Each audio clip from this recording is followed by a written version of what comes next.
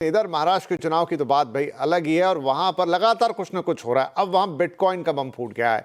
इस बीच बीजेपी ने सुप्रिया सुले, नाना पटोले समेत एमबीए नेताओं पर कई गंभीर आरोप भी लगा दिए हैं। कल बीजेपी ने एक ऑडियो क्लिप जारी किया था जिसमें चुनाव में इस्तेमाल के लिए बिटकॉइन भुनाकर पैसे निकालने की बात थी। आज बारामती में वोट डालने के बाद महाराष्ट्र के डिप्टी सीएम अजीत पवार ने दावा किया कि ऑडियो क्लिप में दोनों आवाज़ों को वो पहचानते हैं, एक उनकी बहन है और दूसरी आवाज़ भी परिचित है। वहीं आरोपों को गलत बताते हुए सुप्रिया सुले ने कहा कि वो क्रिमिनल डिफेमेशन का केस दर्ज कर चुकी हैं और बीजेपी के सवालों का जवाब देने के लिए भी तैयार हैं।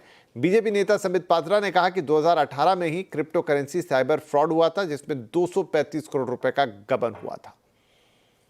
क्लिपिंग्स जो मार्केट में चल रही हैं, आप सबने सुनाया भी है, बड़े स्पष्ट रूप से इस बात को स्थापित करती है कि एक पूरा नेक्सस बना हुआ था 2018 के बाद और 2019 के लोकसभा में और 2024 के असेंबली इलेक्शन में, दोनों इलेक्शन में ये जो वैलेट चोरी हुआ था जिसमें करोड़ों रुपए थे, उस रुपए का प्रयोग सुप्रिया सुले जी और उनकी पार्टी और साथ ही साथ कांग्रेस नाना पटोले जो उनके अध्यक्ष हैं ये कर रहे हैं। दूसरे क्लिपिंग में स्पष्ट रूप से सुप्रिया सुले बोल रही है कि किसी प्रकार की चिंता का विषय नहीं है, कोई इंक्वायरी भी अगर हो जाएगा तो इंक्वायरी में आपका नाम नहीं आने वाला है और इंक्वायरी को हम देख लेंगे, हमारी सरकार बन।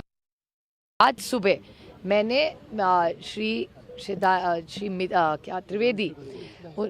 त्रिवेदी जी को मैंने एक क्रिमिनल डेफमेशन नोटिस भेजी है, क्योंकि जो उन्होंने जो आरोप किए, उन्होंने मुझे 5 सवाल पूछे, 5 सवाल, और उन्होंने मुझे कहा है कि बाहर आके जवाब दे। मैं बाहर आके जवाब देने के लिए कभी भी तैयार हूँ।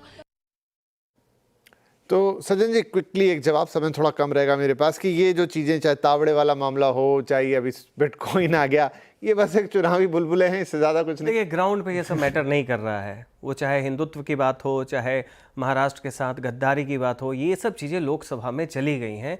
इस बार जो है म्यूनिसिपैलिटी के, इसको असेंबली इलेक्शन कहना ही थोड़ा ज़्यादा है, बस इसको म्यूनिसिपैलिटी ये। हाँ, लेकिन अब पॉलिटिकल पार्टी बैठ नहीं जाएंगी, वो अपनी तरफ से कुछ ना कुछ, चूंकि ये लोकल चुनाव है तो ऐसा नहीं है कि लोकल मुद्दों पर है तो पार्टी के लीडरशिप छोड़ देंगे, उन्हें भी कुछ ना कुछ उस पर डालना है, केक के ऊपर टॉपिंग देनी है, तो ये सब टॉपिंग है। इससे मुझे नहीं लगता है कि जो ग्राउंड पे यहाँ फर्क पड़ेगा, कोई फर्क पड़ेगा। हम लोग बात कर रहे हैं, एनालिस्ट बात करेंगे, एक मोरल इस पे बात होगा कि करप्शन हर तरफ है, कोई इससे पाक साफ नहीं है, लेकिन मुझे नहीं लगता है इससे प्रभावित होकर कोई वोट इधर उधर होने वाला है।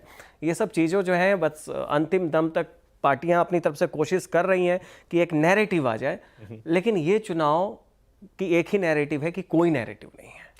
ये 288 की 288 सीटों का स्थानीय समीकरण है। जो कैंडिडेट मेहनत कर ले जाएगा, अपने लोगों को खींच ले जाएगा, उदासीनता जो है, उत्साह जो नहीं है, जो कन्फ्यूजन है, उसमें थोड़ा बहुत तो जोर लगा ले, बस उसी के आधार पर तय होगा। बाकी ये तमाम जो ऊपर से टॉप डाउन नैरेटिव जो पुश किया जा रहा है, मान के चलिए उसका कहीं पे कोई असर नहीं है। और ये दिख भी रहा है कि रिफ्लेक्शन में आपको वोटिंग परसेंटेज में ये दिख रहा है, हाँ, कि लोगों को कोई फर्क नहीं पड़ रहा। अभी तक तो निकले नहीं, तो हम फिर भी जाते जाते अपील यही करेंगे कि प्लीज़ आपने अपना वोट अगर अभी तक कास्ट नहीं किया, देखिए सब लोग आज यही कर रहे हैं, चाहे कोई भी हो, तो मैं भी दिखा दूं अपनी फिंगर कि हाँ मैंने अपना वोट डाला है, तो प्लीज़ आप भी ज़रूर डालिए और इस लोकतंत्र के महायज्ञ में अपनी भी एक छोटी सी आहुति दीजिए, अपने वोट की आहुति दीजिए, ताकि एक अच्छा रिजल्ट हम सबको मिले, एक बेहतरीन सरकार यहाँ पर सबको मिले, चाहे वो फिर किसी की भी बने। तो चलिए, इसी के साथ सज्जन साहब आपका भी धन्यवाद, ढेर सारी बातें हुई और महाराष्ट्र चुनाव पर हमारी कवरेज लगातार जारी रहेगी, अन्य चुनाव पर